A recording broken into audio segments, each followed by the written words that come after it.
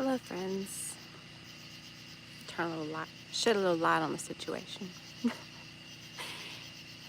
um, it is July 10th, and it is the full moon. Uh, this just doesn't do it justice, honestly. I'm sitting out here in our field, and it's been a while since I've done any of my full moon rituals. And I don't typically, and this isn't going to be a special ceremony or ritual. I'm just doing a little me time and doing a simple setup so that way I can get myself recharged and grounded. And I don't know, I thought I would bring you guys along. I haven't done a live stream on YouTube in forever, and I'm just going to be lighting some candles. So I don't know if you guys can hear the crickets and the frogs, but come and light some candles with me. I do not record or live stream my personal ceremonies or any intentional rituals. If I do anything for anyone, I will video chat that person one-on-one. But my intentional special moments, I don't live stream on here. But this, what I'm about to do, might give you a little bit of an idea of what I do or in what you can do. I think a lot of people are intimidated to start doing any full moon work because they think that they have to have certain tools or certain accessories or certain knowledge, and you really don't need anything. You just need you and the moon. And even if you live in the city, you can do this. It's not going to be as nice as being out in the country away from the chaos and the intense energy of the city. But as long as you can see the moon can see you. And it doesn't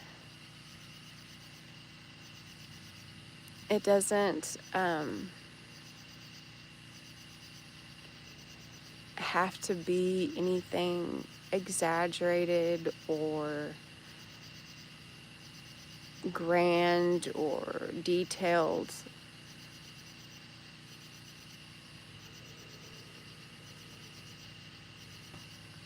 I guess these are probably all bots commenting because it's a bunch of really random stuff and it's kind of funny.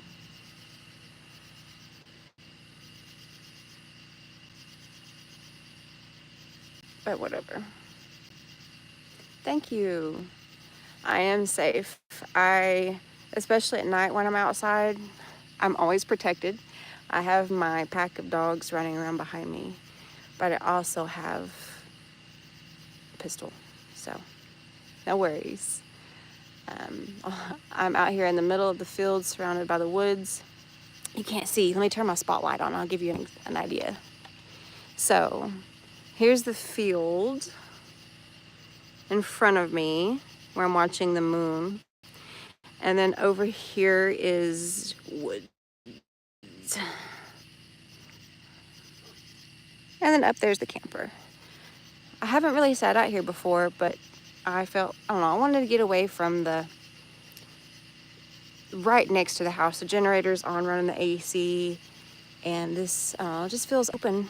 Something told me to come out here tonight. So there are actually mosquitoes flying around. A few. I've had a few.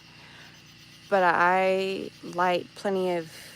I'm just going to show you guys what I do because I don't like it when the bugs bother me when I'm doing my full moon stuff. If you guys hear a dog growling, that's my little dog.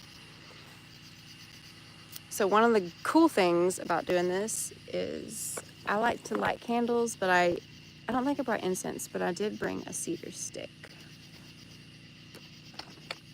Here is my section for the evening.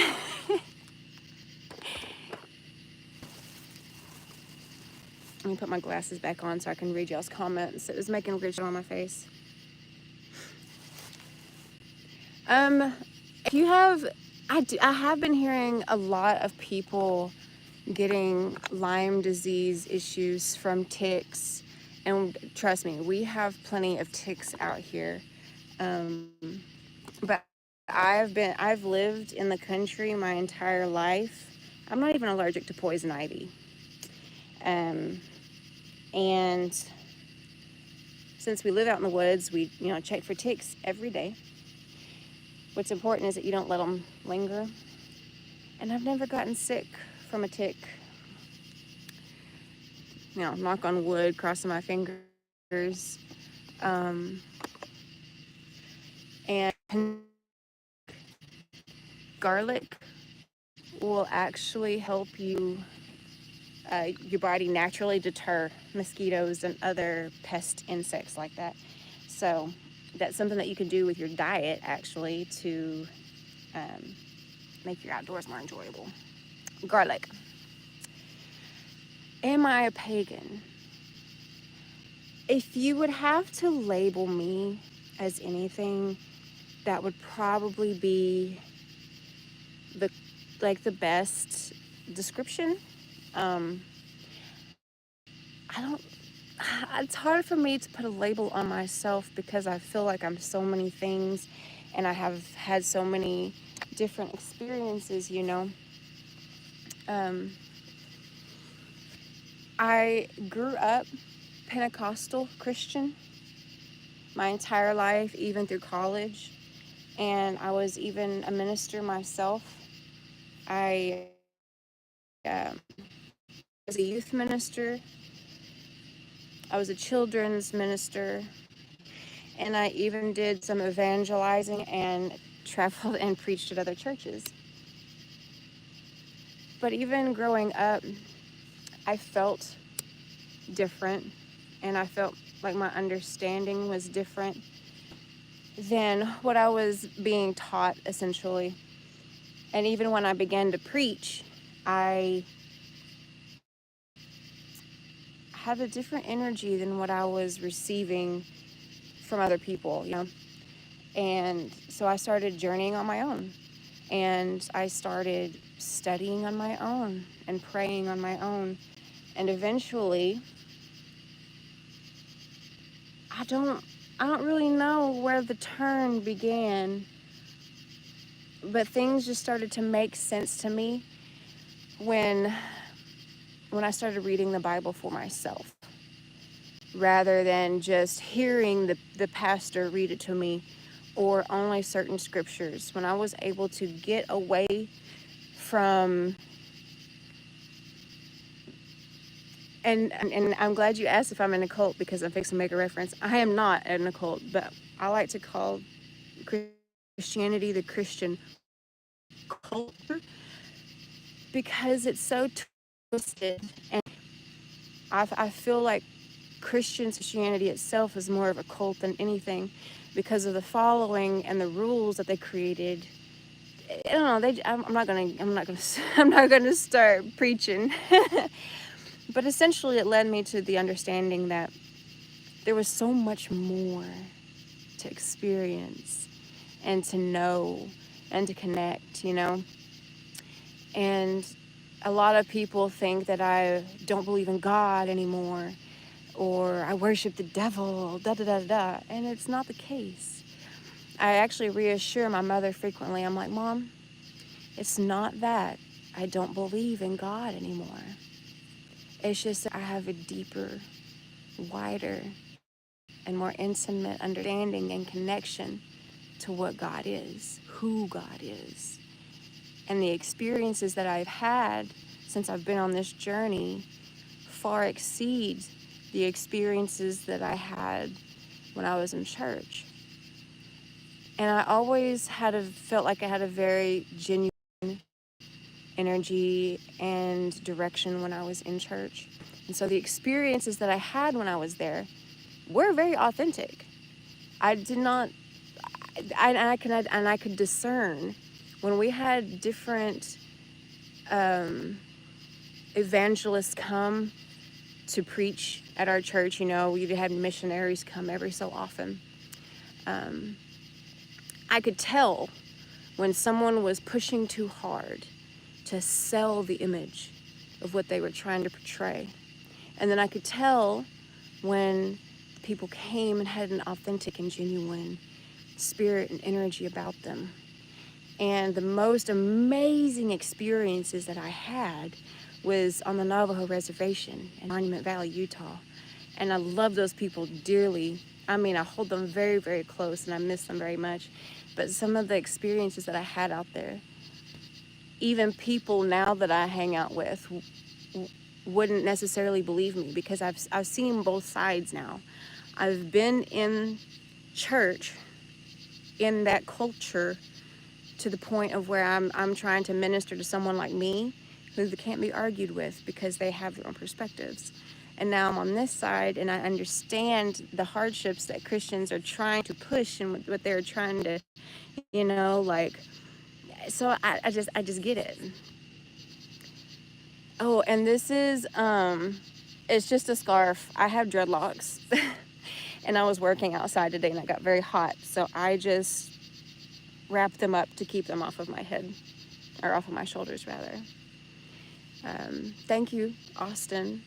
I haven't done any international mission work, but I have done some traveling. I did a lot of mission work when I was, or evangelist work, local mission work when I was still in the church regularly. So just experiencing those things that I did brought me to where I am now. And this is cedar. I don't grow any sage, so I make my own bundles to help.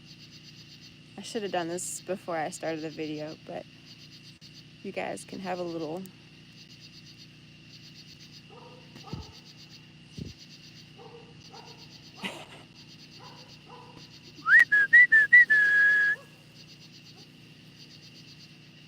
I'm also on dog duty. My dogs are out in the woods running off predators, which is also why I have my pistol with me. I think something came and got our chicken last night. So in case we have a repeat offender tonight, Mama.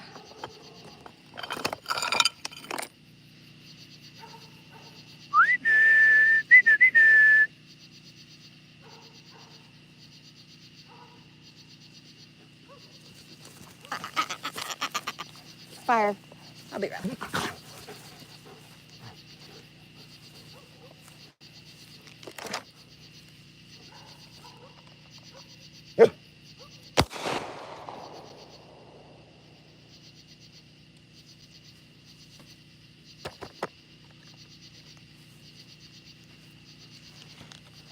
I had to take care of some business. I don't like it when my dogs are in trouble. Hey guys, watch out guys. My babies, you guys gonna watch the full moon with me? You guys gonna watch the full moon with me? Utah is, all right guys. Utah is a magical state. I was always so torn. These are my lions. All right guys, go on. My dad lived in New Mexico for a little while and had the opportunity to move out there if I wanted to, but I love the mountains so much. There's a special magic, I think, in all landscape. But when I walked out there barefooted through the desert is when I had an open vision right there in the reservation. And just the people are magical, the landscape is magical, the energy is magical, everything about it. If you get the opportunity to be invited out there and things and go to some of the places, it is a once in a lifetime experience. And I grew up around Native heritage my whole life because I actually come from Choctaw Nation in Oklahoma. Very white, pale, but I tan really nice in the sun, I promise. Um, have my card and everything.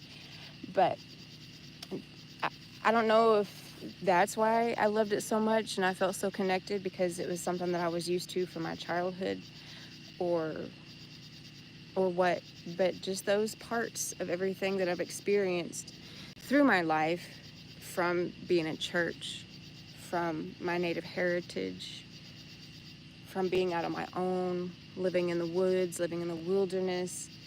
I even had a podcast for a little bit, meeting the people that I got to meet. It was just,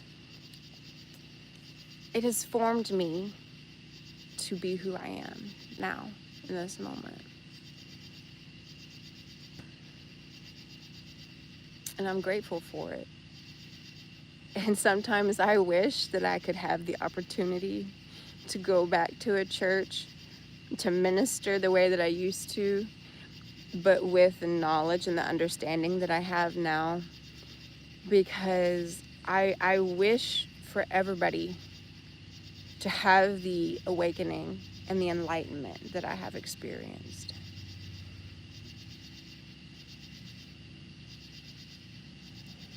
There is so much to life, but we miss most of it through general society. The way, they push the 9 to 5, and they push the matrix, and do this, go here, do that, hang out with these people. And to break free from that and to follow your heart, people call you crazy these days. It's funny because I have people leave comments on some of my stuff now that are very similar to the comments I had towards people or activities like this years ago, because I just didn't understand yet. I didn't truly know what was possible to experience.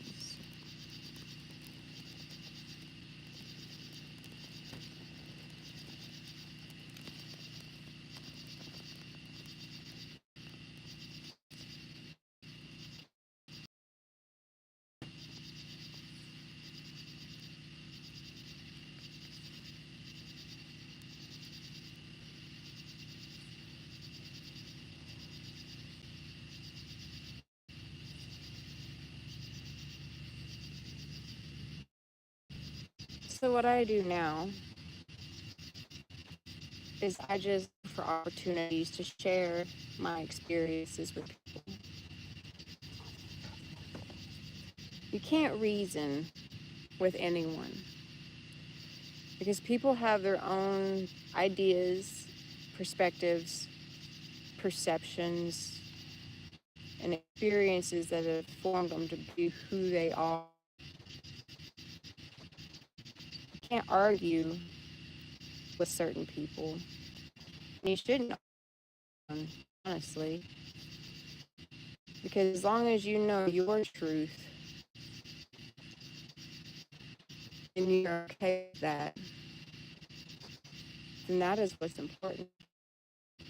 And the way you share your testimony or share your knowledge with people is by sharing it with them through love and just being authentic in yourself. That's the best way to influence it, is to be yourself. And people will be you, or they will be repelled by you.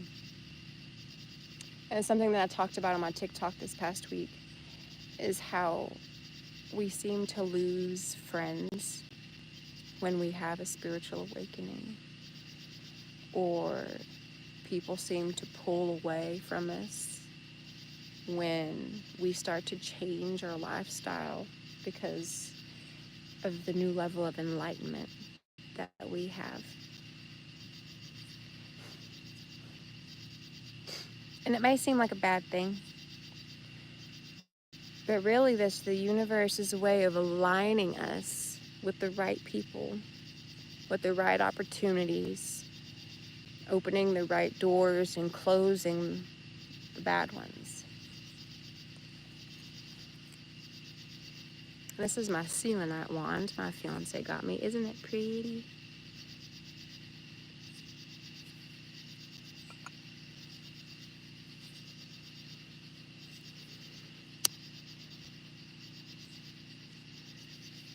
I don't think I'm going to put anything else out.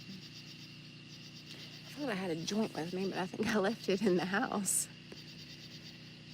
It is a crystal. Selenite is a type of crystal.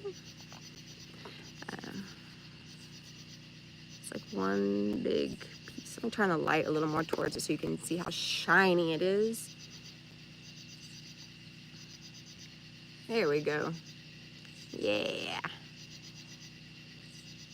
So this is selenite, and this is just a great crystal. It's full of beautiful, light, positive energy. It's good for charging just about anything. It's good for cleansing other things. The energy from that crystal will actually cleanse bad energy from other objects. And you know, I used to think the whole crystal thing was bullshit too. Until I realized that everything has energy. Every biological, even non-biological things, plastic, the basket I got my shit in, everything has life in it. The atoms vibrate something. And crystals especially have very special frequencies, special vibrations. If that weren't the case, why would they use crystals to power technology? And so they have actually discovered ways of reading the vibrations and frequencies of different crystals and rocks, which enables us to understand what they're best used for and what effect they have on us. And so no, the crystal itself does not do the magic. The crystal itself, the rock, isn't going to heal you, but it's how you use it. It's your energy and your intention and how you apply it. It's a tool. A hammer doesn't build a house, but with the right person and the right knowledge, a house can be built with a hammer.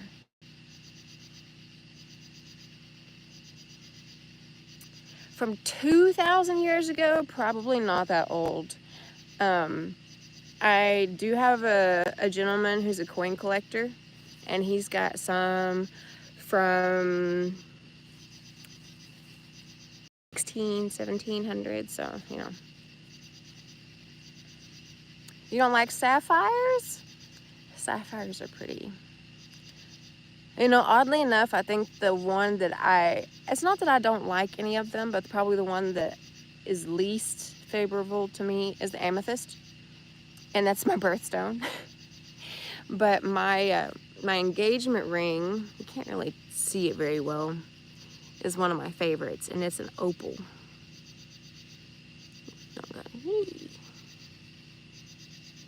See a little bit of that sparkle?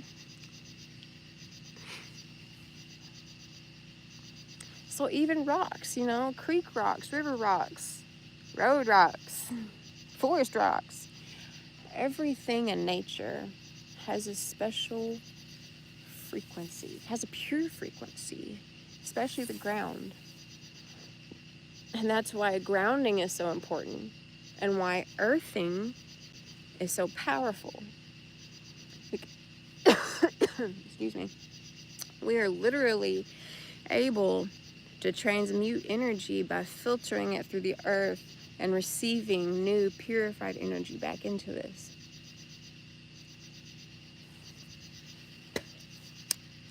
See if I got any more in here.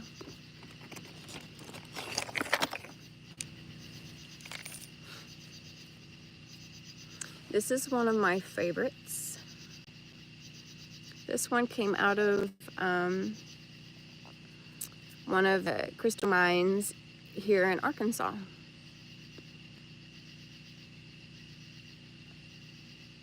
trying to light a little more towards it. Oh, actually, let me do this.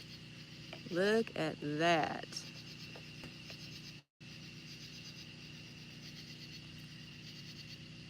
Okay, that didn't work. There we go. That's cool. Isn't that pretty? And I've had this one for a few years. I was actually with somebody when they found this, and they gave it to me in that moment. And I've had it ever since. Let's see. I don't know if I have a couple of small points. I need to go. I'm terrible about giving my crystals and my rocks and my special things away. So my crystal collection is pathetic. But I do have some pieces that I have specially kept for myself.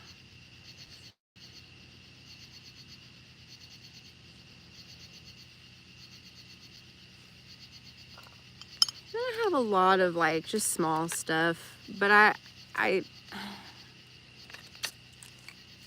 I'm like a backwards crackhead. Instead of taking stuff from everybody, I give everything away. Let me see.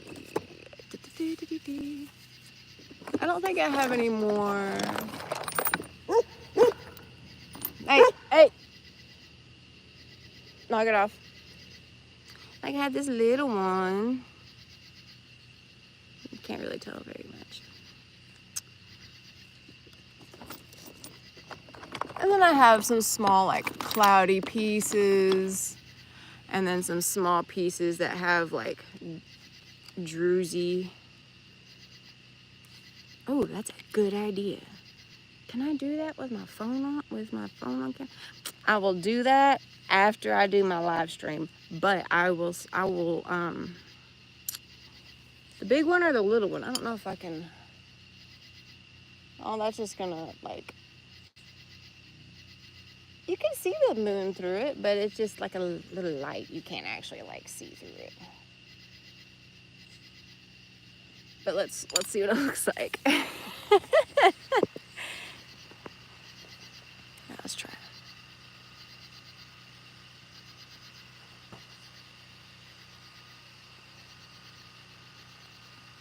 Let's see. I'll find the clearest spot.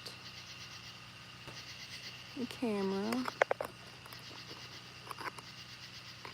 It's like kind of like a kaleidoscope.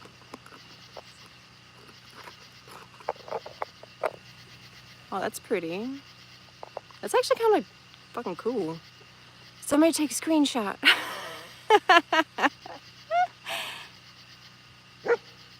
Hey. It is pretty though. I never thought about doing that. That's actually, look at that. That is a special kind of energy. Charge it up, baby.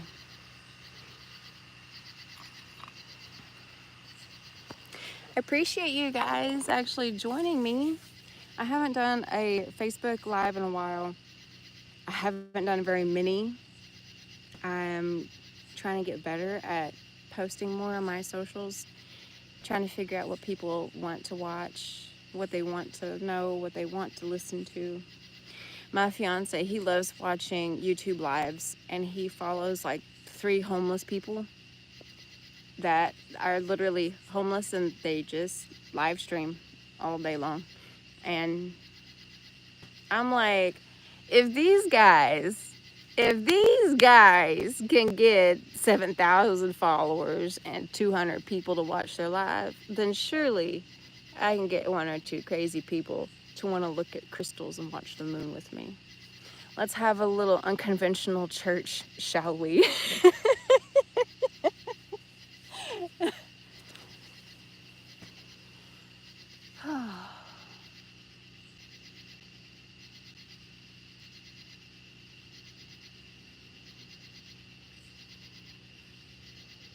It's very humid but I could fall asleep under this moon. Ooh.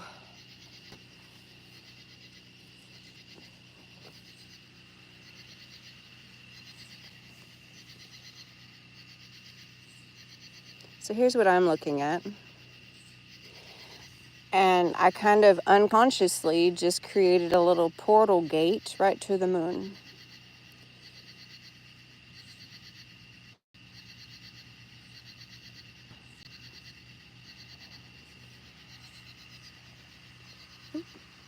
Sorry.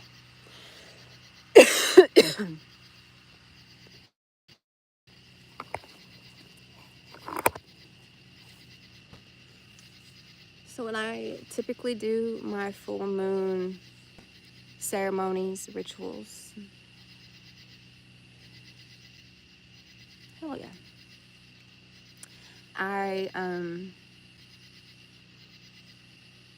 it's very similar to this. I usually have a few more things that I set out. I cleanse myself before I start sitting anything out. I usually have some herbs, a few oils, maybe a little a doobie or two to smoke and offer. Sometimes I cut some cedar to make some smoke bundles. And then depending on what my needs are, I set my intentions. After I've cleansed myself, grounded myself, and got to a point of focus, that's when I then proclaim my intention for whatever I'm needing. And a full moon is time for release. So just things that have been adding to the pile, that have been building up inside, being repressed, those are the things that get released at this time. What's up, Orm? You gonna be on a video? Maybe Daddy will watch this and we'll be famous. It's my little buddy.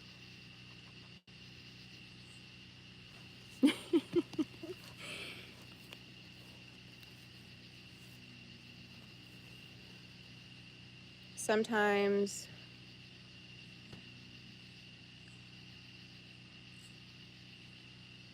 I might burn a note or a list of things that I want to release if I need the visual to help me complete it. Sometimes I might draw it in a candle and let that be released as the wax melts away.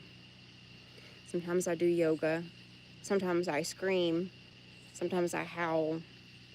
Sometimes I dance. It's just all whatever my mind, body, and soul need in the moment. And tonight, this is what it needs. So I thank you guys for joining me. I might do this more often. I appreciate the likes and the follows if you did. I'm never going to ask you to do that, but I appreciate it when you do. And I hope to see you guys all soon. Go get you some full moon energy tonight. I love you guys. Have a great evening.